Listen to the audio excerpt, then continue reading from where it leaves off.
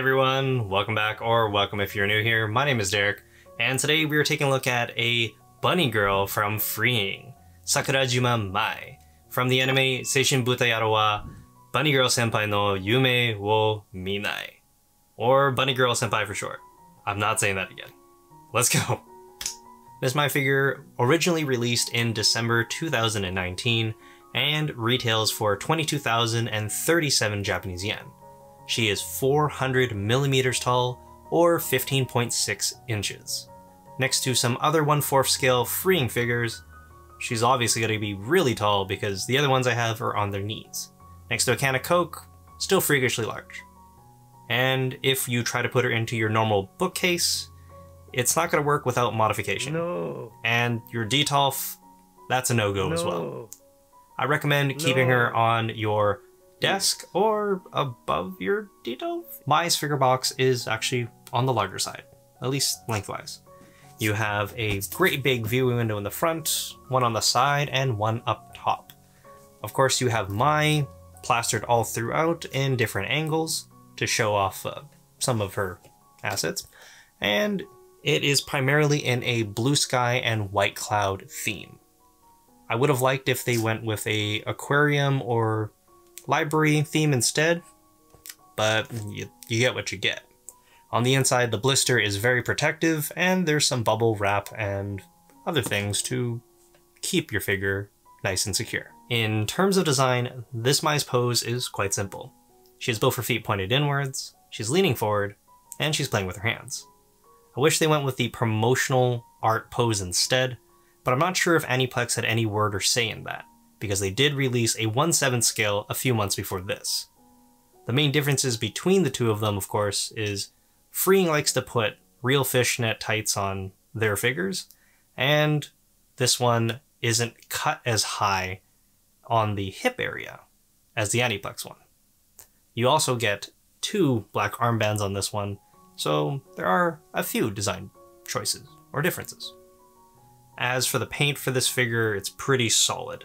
You have nice contrast between the matte and gloss areas, the fingertips are nice and glossy, and also all the black parts on the bunny suit. The bunny suit also has some nice shading right in the middle, and the most predominant areas where you see shading on the figure are the cheeks and the backside of the legs. The base is really simple. It's just a white circle with some pegs in there. There's a nice metal one for the left foot, and they also give you some see-through parts for the in-between for her heels. I recommend putting in the see-through part on the right heel first, and putting the left one into the base first, and then moving it around.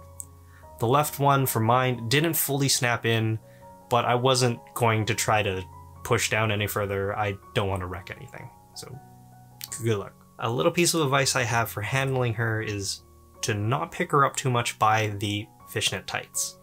If you break them, you're SOL.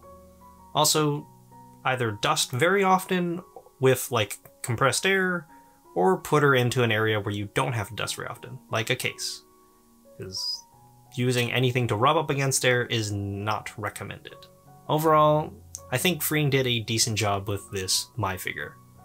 Of course, it's not 100% anime accurate, but if you wanted anime accuracy, you would probably get the Aniplex version instead. This one does have some unique charm with the fishnet tights, so that's Freeing's little touch there. And also it's freakishly large at 1/4 scale. But it wouldn't be a video of mine if I didn't rant a little bit, so let's go. Number 1, I hope that Freeing in the future fixes their eyes on their B-style figures.